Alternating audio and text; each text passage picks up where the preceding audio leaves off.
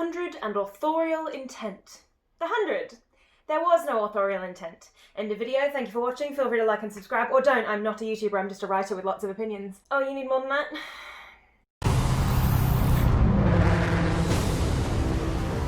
So I first discovered The 100 right after the season 4 finale. I think I talked before on this channel about my mental illnesses and my tendency to hyperfixate, especially when my world is crumbling around me, which I'm sure is relatable for a lot of you.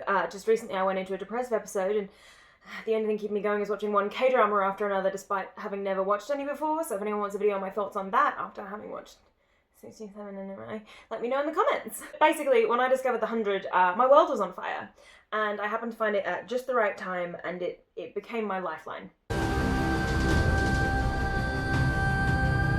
Quick rundown for anyone who hasn't seen the show, or for anyone who's so deep in depression in this final season they've forgotten what the original premise was. In the wake of a nuclear apocalypse nearly 100 years earlier, the remains of humanity is living on a ship called the Ark, orbiting the Earth. Due to the nature of the confined space, they have implemented something like China's one-child policy. There is some kind of class system, and any crimes committed by adults are punishable by death or floating out the airlock. Crimes committed by those under 18 are punished by putting them in jail, which is where the story actually begins. The Ark is running out of oxygen, and their only option is to see if the ground is habitable again, so they decide to send the juvenile delinquents, all 100 of them, down to Earth. The main character, Clark, is locked up for treason due to her collusion with her father to attempt to tell the general public about the oxygen running out. Her father was floated for this, and it was her mother who turned him in. So that leads to a very interesting dynamic between mother and daughter, something that happens a lot on this show, to the point you begin to wonder if somebody who's writing it is like working through some stuff. I'm not necessarily bashing that, like half of my writing is working through my own father issues, but like it comes up a lot. Especially considering that Bellamy, the male lead, is forced to belay all his own needs to take care of his sister that his mother had in secret, until they're eventually found out when she's a teenager and she's thrown in jail and his mother is floated. His mother's decision to not only have Octavia, but to tell Bellamy that she's his responsibility when he's a goddamn child is something that is both understandable from one perspective and completely unconscionable from another, a tightrope that the show used to walk spectacularly well. We'll get to it. Anyway, the 100 delinquents, and Bellamy and Raven, who are not technically part of the original 100, but are definitely, like, essentially delinquents in the context of the show, they reach the ground, only to discover that the world isn't as uninhabited as they were led to believe. A tribal society, which they dub grounders, because they're teenagers, so we can't judge them too harshly, has been surviving down there for years, and they don't take too kindly to these interlopers crashing into their territory. It's a show built on difficult decisions and exploring morality, and the characters, especially the main characters, are never really glorified as good against evil. It's always challenging the audience to wonder whether Clark was right, whether Bellamy should have done something different, whether they're actually making the right choices. That's the premise of the first season, and it sort of carries through onto the next 4 seasons or so, with different factions and threats and alliances forming over each subsequent season, the stakes being raised every time, as it goes in these kinds of shows. So when I tell you that season 7 takes place over multiple planets, with time running differently on each one, that can only be travelled to using magic anomaly stones, that only 6 of the original delinquents, including Bellamy and Raven, are still alive, that Clark has an adoptive daughter who used to have an angry ghost leader living in her head, who now lives in the head of a previous season's villain, Bellamy's missing for most of the season, and when he comes back instantly joins a cult, the other main villain is a douchey cult leader with absolutely zero charisma, to the point where you truly wonder how anybody believes his spiel. Most of the cast is separated randomly, and sometimes decades pass between reunions, and characters make decisions and die for absolutely no rhyme or reason other than the plot says so. It might be difficult to reconcile that with the original premise, but I'm getting ahead of myself. I found this show right when I needed it, and I immediately fell in love. The characters, the world building, the dialogue, the themes, the soundtrack, the premise, it's like it was written for me specifically. I identified with Clark as a curvy, stressed out bisexual who is always trying to do the right thing, and when things go wrong blames herself immensely and uses isolation as a coping mechanism. Hi ladies. And with Bellamy as the mum friend who loves history and mythology and is in an emotionally abusive relationship with a family member formed by having responsibility thrust on him too soon. Hi ladies. The show represented these two characters as two halves of a whole. Whether interpreted romantically or not, the head and the heart is who they were, and this spoke to me because those two halves felt like the two halves of myself. To make it clear right off the bat, I was, and ostensibly still am, a Bellark. I shipped the two main characters together. Now, I'm not one of those people who lives and dies by their ships, because I feel like that's slightly unhealthy. As a writer, I knew that there was absolutely every chance that these characters might not end up together. Judging on what I had seen of the show as it progressed, despite the clear romantic signs, we'll fucking get to it, the show isn't designed for a perfect happy ending where everyone walks off into the sunset. I had every expectation they would end as friends, or die in each other's arms, or admit their feelings and then be torn apart somehow. Of course, a part of me still hoped for that romanticized Princess Bride kiss, but I was never naive enough to think that it would be a reality in anything other than fanfics. However, what I never accounted for is that the show would be so incomprehensibly, ridiculously, frustratingly badly written as to have Clark kill Bellamy over a book that she then leaves on the floor, only to then have the reason she killed him, her daughter, be rendered brain dead a few episodes later, and for Clark to almost not even hesitate before deciding to kill her. She's stopped from doing it, just in case you were curious, but then immediately leaves her alone in that place where she was tortured and trapped inside her own catatonic body so that Clark can go kill people, so it's not much better.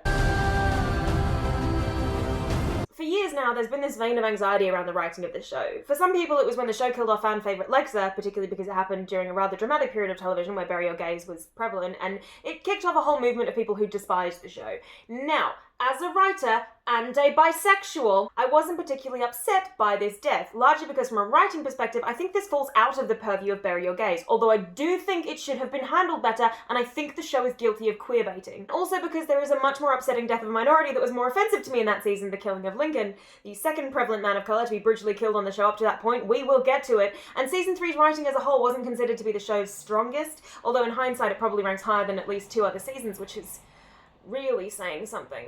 But I think the real anxiety around the show kicked in around the season 4 finale, which you may note is the moment I found the show. At the end of season 4, another nuclear wave is imminent, a combination of grounders and sky people are trapped in a bunker beneath the ground, 7 characters are living up in space, and Clark is the only person left on the Earth's surface due to her untested nightblood. The episode jumps forward for the last 5 minutes to show Clark not only survived the death wave, but has a child with her who looks around 10 or 11 and has been waiting for 2,199 days for her friends to return to the ground, radioing Bellamy every day in the hope she'll get through. There's a shot of a ship coming down, it's quickly revealed to be not her friends, and then the season ends. Let's put aside the very clear romantic subtext, or not even really subtext, but like fucking text of her having called one person specifically for the last 2,199 days and has been counting them.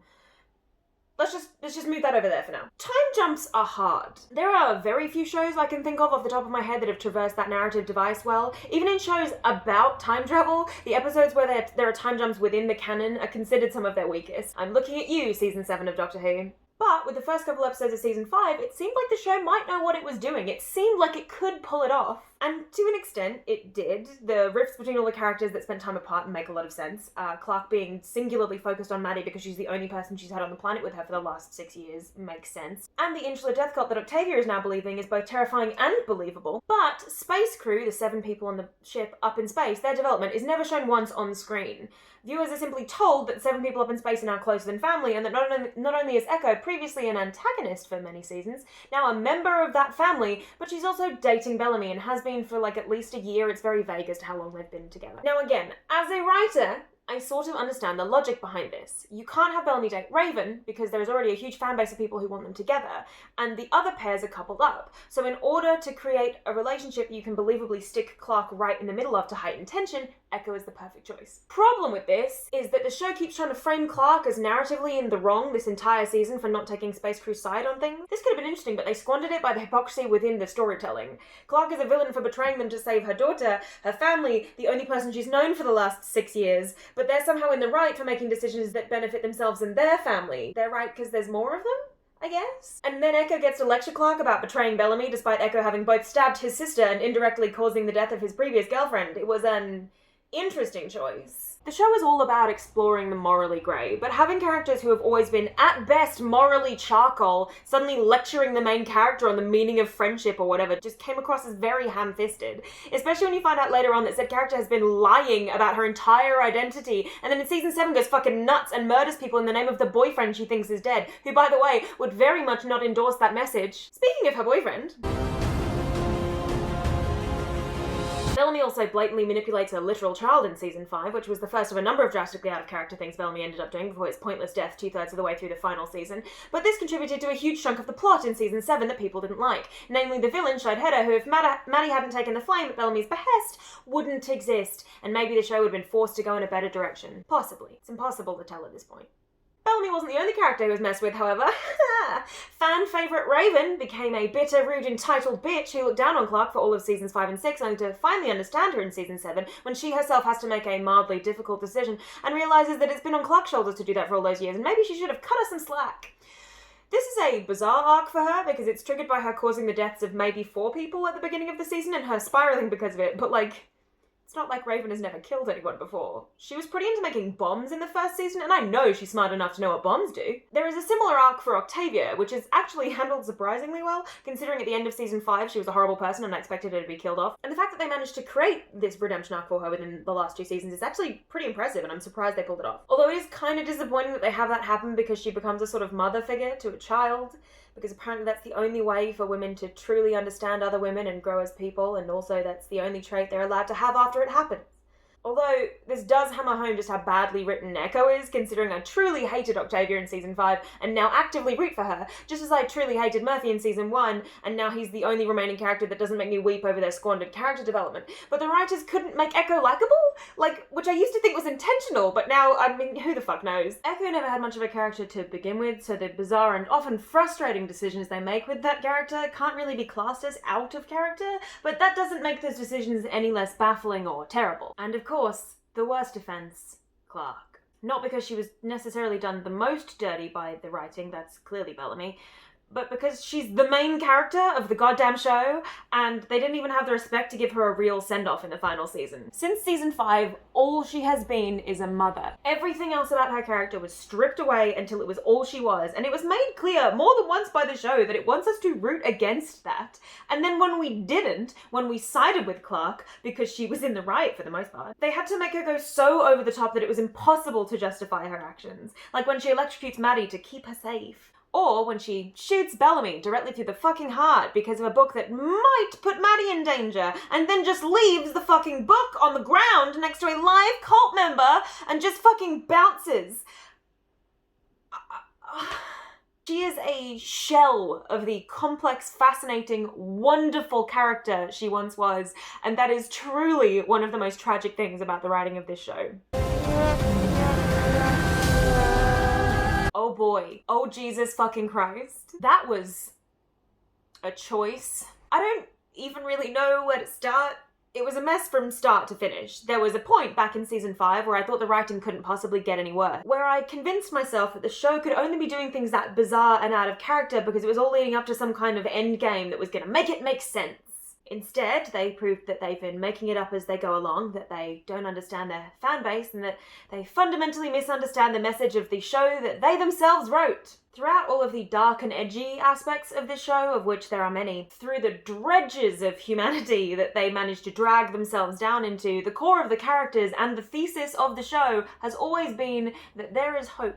That people can improve, that the world can get better. Your life can be more than just impossible decisions and a tragic end. Through it all, the main characters, Clark and Bellamy, were always trying to be better. And when they didn't succeed, they picked themselves up and they tried again. You still have hope. We still breathing. Sure, humans are capable of terrible things. But they're also capable of becoming better people. John Murphy had one of the best redemption arcs since Zuko in Avatar: The Last Airbender, before it was slightly squandered by Season 6 when he just goes back to being a self-serving asshole. But even that kind of makes sense because people don't just automatically become better people and never relapse, and he did repent for it afterwards, so it made sense. Octavia descended into an evil dictator and then pulled herself back up to becoming a good person. It's unfortunate the show felt it needed to give her a pseudo-motherhood arc to do that, but the thought was there. And then this finale. Clark has already shot her best friend through the heart for no reason. Her daughter is essentially brain dead and she almost killed her too. And it turns out that there are aliens now, which I should love, because aliens. Turns out this whole cult religion thing was right about Transcendence, which has sounded like some absolute bullshit all season, which means that not only was Bellamy right, but also means that his death is now an extra slap in the face to his character and the actor who played him and the fans who cared about him. Like, regardless of ship wars or anything else, that is a horrific way to treat a character who's been there since day one. Speaking of ship wars, I don't like to get into Lexa discourse because I don't fancy being murdered anytime soon, but it was in the finale, so unfortunately I have to talk about it. Her death was tragic, but in the context of the show, it was always going to go that way. Even if Alicia hadn't got another job, Lexa couldn't have lasted in the show for long. Her death being almost a carbon copy of Willow's death in Buffy certainly contributed to the rage around it, as well as the fact that that moment in television history was particularly rife with bury your gays and women being fridged. But Lexa was never supposed to be a permanent fixture of the show. Lexa was also the reason for the antithesis of the show, love is weakness, which is something that deeply affected Clark in the negative for a long time and affected the trajectory of the show. Their relationship was strained, and as someone who is hypersensitive to emotional abuse, I found it to be more than a little bit toxic, but once they became a couple, I was ready to support it. because as the show always posits, people can change. Even if Lexa was the reason that Clark had to pull the lever at Mount Weather, even if she kidnapped her to save her, even if she made Clark bottle up her feelings unhealthily for the rest of her life, if the show was going to write it on, I could have gotten on board. But they were never writing it like that. It was always meant to be temporary, and if Lexa wasn't a woman, there would have been no debate about it. Lexa as a character also wasn't discarded by the show after she was killed off. Even when many clexa shippers abandoned it while continuing to talk shit on Twitter for the next 4 years, she was mentioned multiple times in every season after that. It's implied multiple times, and said more than once, that Clark loved her, despite their relationship spanning a few weeks at most, and them being enemies for a lot of that time. The show paid its dues to Lexa's character. Alicia had another job, and her death rounded out a character arc that narratively affected the show, both in seasons she was in and after she was gone. In a show where main characters die all the time, it's not a hate crime to kill off a queer character. Not to mention, she wasn't the only queer character. Like, she definitely wasn't the most important one, but like, quick sidebar, because Miller was not only a man of colour, but also a queer character, and instead of like giving him a more main role in this last season, they sidelined him along with Bellamy, and kind of Clark, and then chucked Lexa into the finale as fan service with like one shot of Miller in the very end. Like, I'm so pissed off by that. Like, I haven't got that in the script, I'm just pissed off by that. That's infuriating. In terms of both queer rep and the context of the show, Clark is the most important character. As a bisexual, Clark's relationship with Lexa helped me come to terms with my own feelings, but once she was gone, it doesn't negate Clark's sexuality, or the fact that she was the first time I'd felt seen on screen in a notable way, because she's a main character who's openly bi. Funnily enough, it doesn't make it any less LGBTQ plus rep if she ends up with Bellamy. A bi woman with a man does not make her any less bi. Not to mention that Bellamy was played by a half Filipino man, and having a man of colour killed off unceremoniously by his 7-season friend and potential love interest is much more offensive to me than Clexa's death ever was. So, the show bringing back Lexa in the finale, even if it's an alien taking her form, oh yeah, was the biggest neon flashing sign that they just don't understand what the fuck they're doing. They brought her back as fan service to fans who abandoned the show years ago to get praise for doing something in the finale by someone, because God knows no one else was gonna do it. It's not even actually Lexa, it's an alien. But that was never the point. The point was to get Alicia on screen to appease a fan base that doesn't care what else happens in the show, as long as they get the women-loving women rep they want, despite the story never having been about that. Please, please, please find better queer rep. Please. There are so many good queer shows out there. I can supply a list. Here's a list. There are so many, but please find better queer rep. I'm literally begging you. Speaking of what this story is about, Transcendence. Something the show has never been about, but apparently it's the perfect way to end it. Well done, guys, I think you nailed it. Pack up, let's go home. So everybody, including violent criminals and cult members and people who have died, gets to ascend into the alien cloud. All hail the mighty glow cloud. Except for Clark and a Labrador. I mean, what did that dog do wrong for a fucking start? Alien Lexa's reasoning is that Clark is the first person to ever kill someone during a trial, and that's why she was literally the only one left out. For all we know, there could have been child molesters on the Aegis crew, and Lexa was just like, nah, Clark's the worst. But it's okay, everyone, because it's all just a setup for a bait and switch where her friends come back and choose to stay with her on Sanctum. Yay! Not Bellamy, though, because he died earlier, and not Maddie, because she apparently decided not to, but all of those other people that the show had taken great pains to remind us over and over again are not only less important to Clark than Bellamy and Maddie, but have actively treated her like shit. Yay, friendship, I guess. And then they just throw it in there that now all the women are barren. So this is literally the last of the human race. No kids after this, they just get to die. So their options were to transcend into the hive mind, oh hail the glow cloud, or live out their lives knowing they'll never have kids and that the human race stops with them. After everything they went through, that was what it all came down to? That's what the writers think hope is? You're kidding me, right? Oh, you're not kidding. Watch this, Lise. You can actually pinpoint the second when his heart rips in half. Well.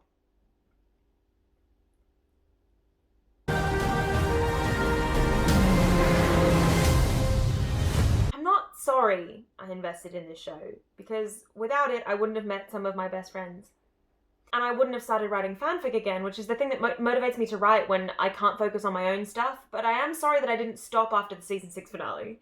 I'm sorry that this show saw Game of Thrones and said, hold my beer. But mostly, I'm sorry that the character who helped me come to terms with my bisexuality was done so incredibly dirty. She was reduced to a cold, heartless murderer. The two people she loved most gone, one by her hand for no conceivable reason, and then reduced even further to act as a conduit for a woman the show hasn't needed for 4 years. Do you know what? It's the perfect metaphor for 2020. The thesis of this show. Everything is meaningless.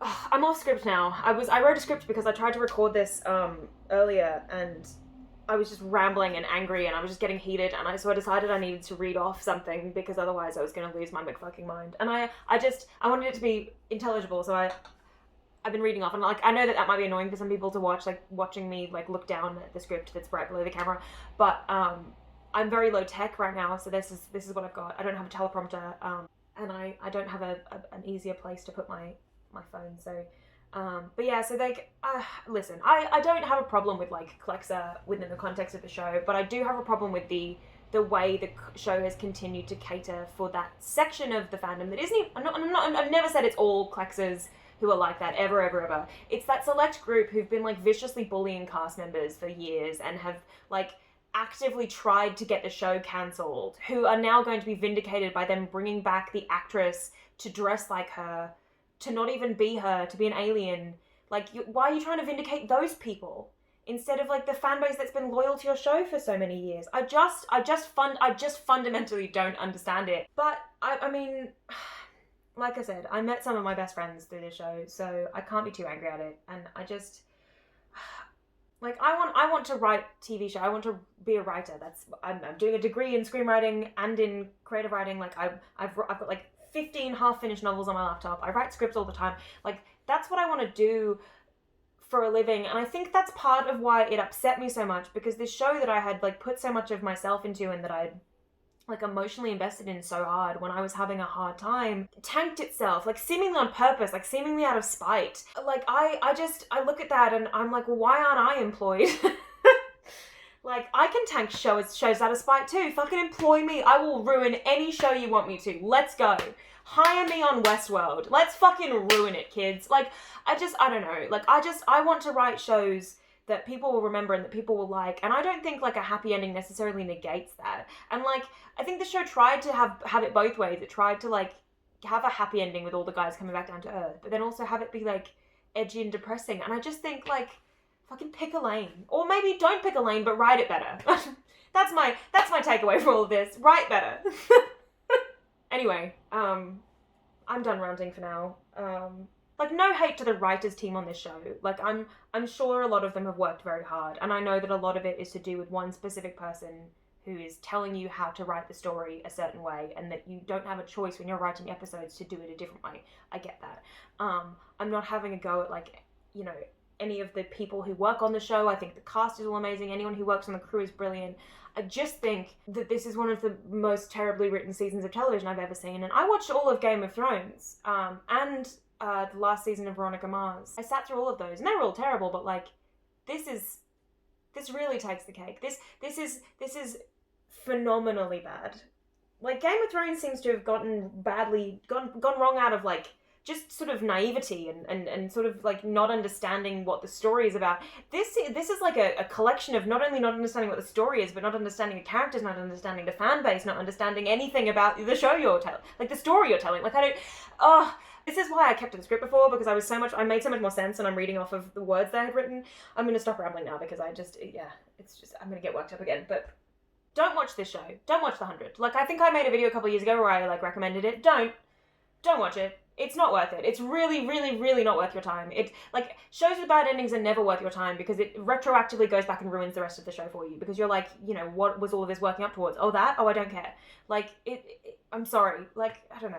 I've said this before, but happy endings aren't bad just by virtue of being happy endings. You're allowed to have a happy ending in your edgy sci-fi show. Oh my god. I've decided that out of spite, I'm going to write an edgy sci-fi show and give it a happy ending, a proper one. So, look out for that in 2045.